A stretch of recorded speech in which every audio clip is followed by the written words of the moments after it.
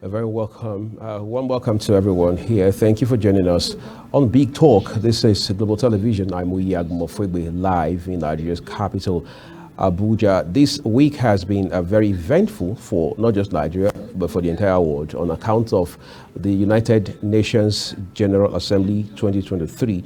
Incidentally, it turns out this is the 78th edition of this very pivotal event.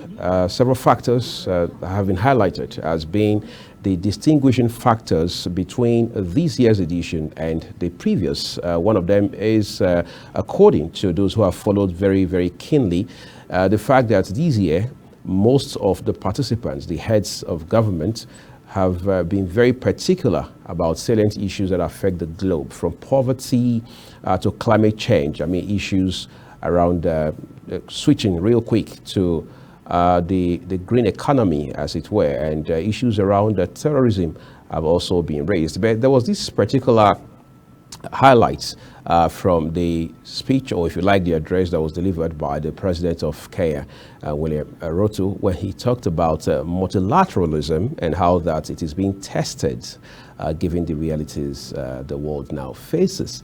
He didn't fail to mention countries where, according to him, the UN has fallen short of intervening, or if you like, doing the needful. Talked about Haiti, for example. He also didn't fail to talk about Sudan and several other countries. Many had thought for this year's edition of the event, the elephant in the room will be the war between Russia and Ukraine. Apparently, that hasn't been the issue. We've seen leader after leader after leader talk very brilliantly and with a lot of precision about how this war, still ongoing, poses a tremendous challenge for the entire globe, even far beyond Europe. We want to look at the implications of this, but that will be right after this short break. Stay with us.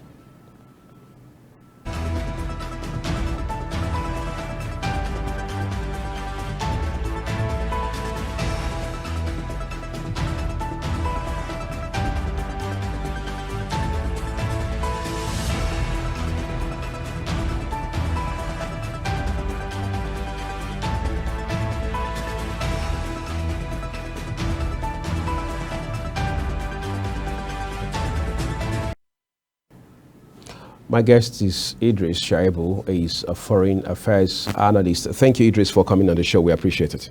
Thank you for having me. I understand your passion for issues of this nature. I mean, development issues, particularly now that these ones are on a global scale.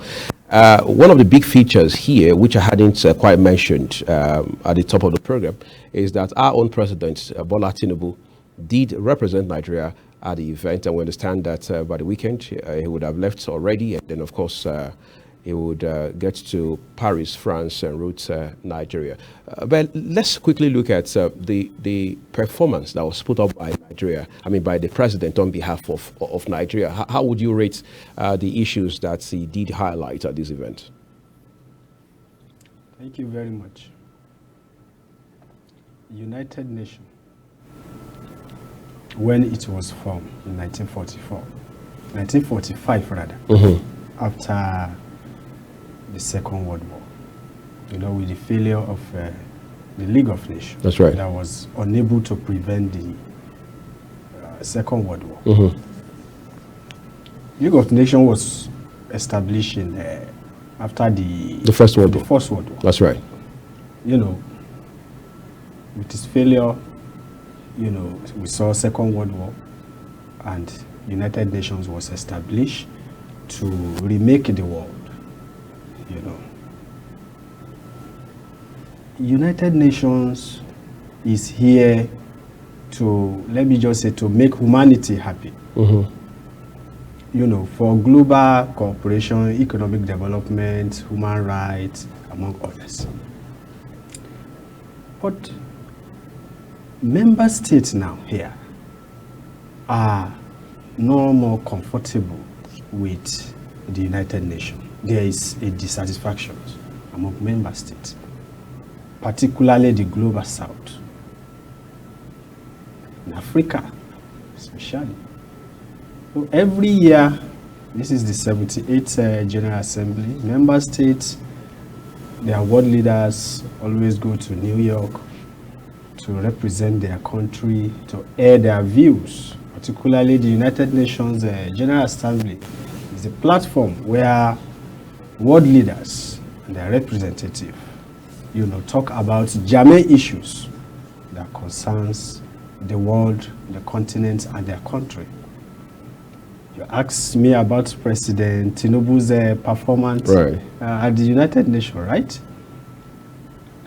If I will answer you, he did very well because President Tinubu touched germane issues that concern Africa particularly and Nigeria. Issues that from your introduction, issues that has to do with poverty. The continent is being left behind due to internal and external factors. When you talk of the external factor, you see there are institutions that need reform. Talk about the financial system. The political system, that is the United Nations Security Council. These are institutions that are blocking our development. Then at home, lack of good governance, corruption, among others. So these are issues. That is why if you look at his, if you listen to him very well, he has indicted the global north and also indicted African leaders. That everybody should sit tight and give back to the society or make their people happy. So if you ask me, President Tinubu's speech is fantastic because he has said it all. He talk about the SDGs, the achievement of sustainable development goals. It goes in line with his 8-point agenda. Issues that has to do with food security, addressing poverty, health, corruption, among others, access to capital, So, and there is an overlap between amongst all of these issues. Yes. But I need us to talk about one very salient point that President Bola Tinubu did raise. He said Africa is tired. I'm not quoting him, just paraphrasing. Okay. Yes, he said Africa is tired of being an appendage. That Africa wants to be partner with the rest of the world on equal terms. And then in addition, he said it's high time the UNGA stopped being a talk shop. It should be more of action now. Is that call not long overdue? But again, they say better late than never, right? President Tinubu was very realistic. He is a realist, in my own observation. And that's how it is. Because of the structural imbalance in the international arena. Right. That's why President Tinubu is trying to tell the whole world, particularly the big players in the international community or the member in the United Nations, that the system is not favoring us. Let's have a fair system. And you should also believe in us, the Africa, and also Nigeria as a country, that we have potentials. Don't bring your aid that you are trying to help us. See us as progressive partners. We have what you want. You also need something from us. What do you need from us? You need labor. We have cheap labor because of our population. We have raw materials. We are endowed with natural resources. Tapped and untapped resources. So come here and let's do business together. We have what you need.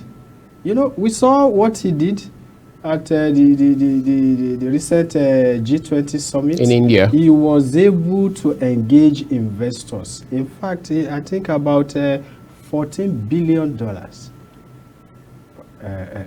even many of them are already operating in Nigeria, and even some that are interested to invest in Nigeria. Well, $14 billion. You know, for example, Indorama, you know, that deal with agro, you know.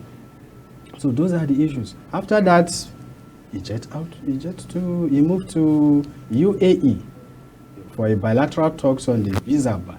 You know, with this, it will create ease of doing business. Even Nigerians in diaspora, Nigerians that are there, will be able to contribute. They will be able to, you know, contribute they will be able to do something there and bring back something good to Nigeria. That's right. You know, so those are the issues. Mr. Tinubu is very, very serious to address our challenges, and that is why he told the whole world that, okay, see us as partner. This issue of inferiority complex, you know, we don't need it anymore. There must be a positive, a genuine change. Right. We have the potential. We have what you need. We are blessed. So come, and there should also be some reform, particularly in the international financial system. You know, when you go to World Bank, weaker nation or Global South, you know, you borrow money from World Bank or IMF, you know, we saw harsh policies. You know, they will even be targeting some of your sensitive institutions like health, education, even security. Even, you know, so those are the issues. And you pay outrageous interest. So Mr. Tinubu is trying to engage them that, okay, there should be some fairness. You know, even debt forgiveness should be there. You know, the agenda is also part of the agenda of the recent G20 summit. But in practice, we are not seeing it. We are not seeing that. So that is why Mr. Tinubu is telling the whole world that it's time to be serious. We mean business. See us as progressive partners. There's fundamentally an alignment between the points that President Tinubu raised when you compare them with those raised by Kenya President William Ruto. They were being Pan-African, apparently from their own presentations. Yes. For example, you would realize that President Tinubu was not only making a case for Nigeria as a country, where he is the commander-in-chief of the armed forces and, of course, the leader of the country.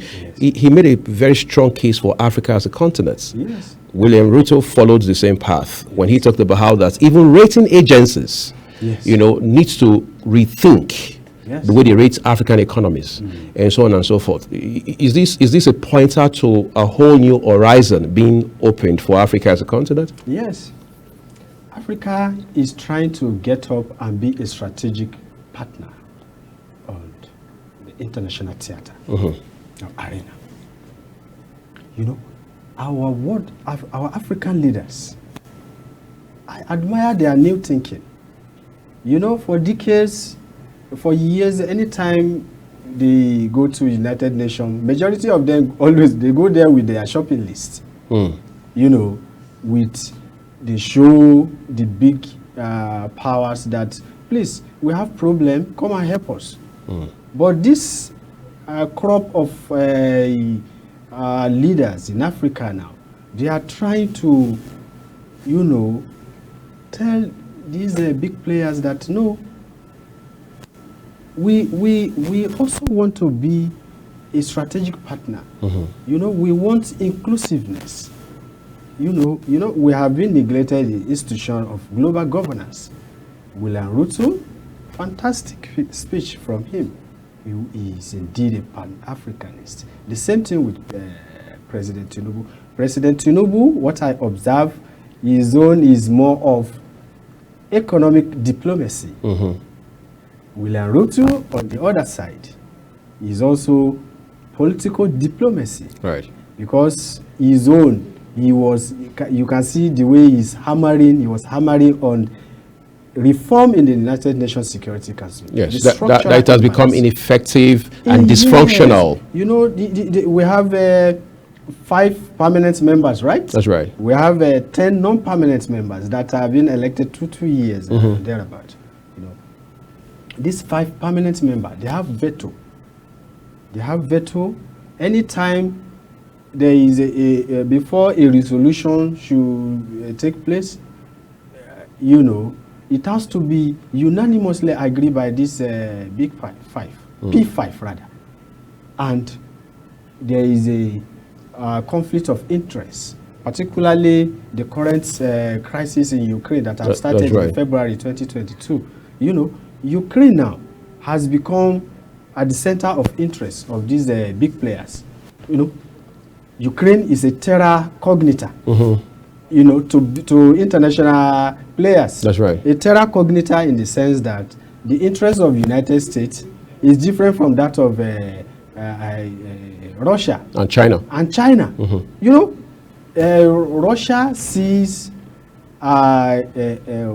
Ukraine as a buffer for so many reasons. Ukraine was once the old Soviet, and we saw the Western powers, championed by United States, roaming about Putin's backyard. You know, this became an existential threat to Russia, to Putin. That's right. So he has to do something. That was why in 2014 he annexed Crimea Peninsula. To ward off the He US. was slapped with sanctions and all that. After that, in 2022, February last year, he invaded Ukraine itself. You understand? And United States and Western powers, they condemn. At the United Nations Security Council, if you observe, Russia being a permanent member there, veto it. That is how it is. China, on the other side, abstain. So resolution cannot take place. Up till now, because of these differences between the big players, is affecting international cooperation and development. I like what Mr. Tinubu did. He was able to touch the aspiration of the world, particularly within the ambit of the Sustainable Development Goal. See, climate change. Right. Talk about climate change. How are we going to address climate change and the benefits that will come out of it? You know, he was able to talk about advancement of democracy. You know, being the ECOWAS chairman, you know, he told the whole world that come and cooperate with me. So I need your support to restore democratic government in Africa. You understand? You know, coups.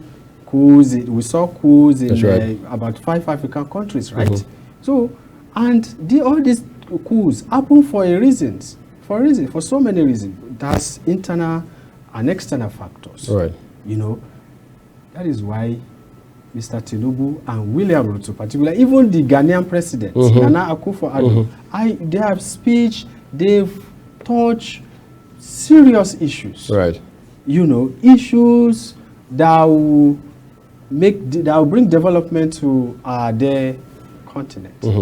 I want us to talk about some of the sideline meetings that President Tinubu had in the course of his participation at the UN General Assembly. One of them was with South African president, and then, of course, he held a few others. One of them also included him meeting with the UN Sec Gen, talking about Antonio Guterres. And there was a statement he made when he met with Mr. Guterres. He said, look, I'm ready to do the needful to lift Nigeria from where it currently is, even if it makes me unpopular. That's a bit radical. You want to help us make sense of that? Thank you very much. Like I told you before, I said Mr. Tinubu, I define him as a realist. You know, before the debate, the General Assembly, Antonio Guterres, the United Nations Secretary General, he emphasized on multilateralism. Right. That global leaders are shifting away from global cooperation, and it's affecting development across the world. So there should be that mutual cooperation. So Tinubu, being the president of Nigeria, and Nigeria is also a member state, see this as, you know, as an opportunity to engage the number one diplomat. That, look, these reforms, we need something very serious. Because they should not be looking at us with pity anymore. We need something serious. And that is why I told you that he has indicted the big players, these institutions that are controlling his institution, IMF, World Bank, even the United Nations Security Council. He also indicted African leaders. What do I mean by that? Let me come to the African leaders. That we also need to do something. You know, we should shift away from corruption. We should focus on governance. Take care of your people. Like Mr. Tinubu's, what's it called? COVID-19, I mean, the subsidy remover. The subsidy remover has created multidimensional poverty, even extreme poverty. I think we have about over 130 million people that are facing multidimensional poverty. We're not hearing 137 million. Thank you. We had 133 before the removal of fuel subsidy. Thank you. And now, and over 60 experts are saying extreme poverty. 4 million more people have been brought into the poverty bracket on account of the removal of fuel subsidy. Pepe, I want us to talk about this just before we wrap up altogether. President Tinubu has also leveraged this opportunity of being in New York to speak with Nigerian community there to say, come back home and invest. And he says Nigeria is the best economy. You say he's a realist. How realistic is that, given where we are today as a country? Mr. Tinubu is a realist because of the world itself. We are in a realistic world. We know, you know, where you focus on the real issues. It's because of realism. That is why you see Putin has invaded Ukraine. It's because of realism. That is why United States too is trying to protect the interests of Ukraine. So, Mr. Tinubu here, you know, we have population, a very good number in Nigeria. We have our population, I think, about 250 million, right? If I'm correct. No, so they are saying we're not doing about 206 million as a country. Yes. I don't have the exact, but over 200 million, right? That's right. Very beautiful, what's it called, figure. So population is also an asset, and we have Nigerians that are doing well in abroad. Even our medical doctors that are performing very well. Majority of them move out of Nigeria for, you know, for a better living. I don't know, you know. So population is also an asset. If you look at our continental neighbors, that is the Europe, you know, they call it nearshoring, right? Our continental neighbors. Yeah, I call them our neighbors because of the Mediterranean Sea. That's right. That has divided us. You know, Mediterranean, I think in Latin is water in the middle of the land. You know, it's just a ponding in between us. That's right. So now we are in Tinubu being a thinker, is a realist. He has already observed that the population of this developed world is decreasing. Even in Asia, China, for example, is decreasing. So they are now coming to us. The leverage on our population being an asset, apart from our resources, the mineral resources, our population is also an asset. So they come here for cheap labor. You understand, right? So we really have something to offer. In other words, the president was right.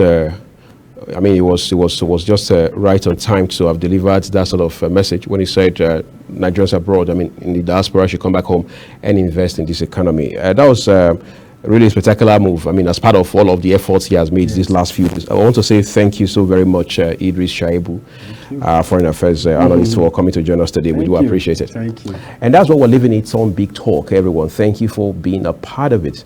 I'm Uyag Mofwebe. I'll see you soon.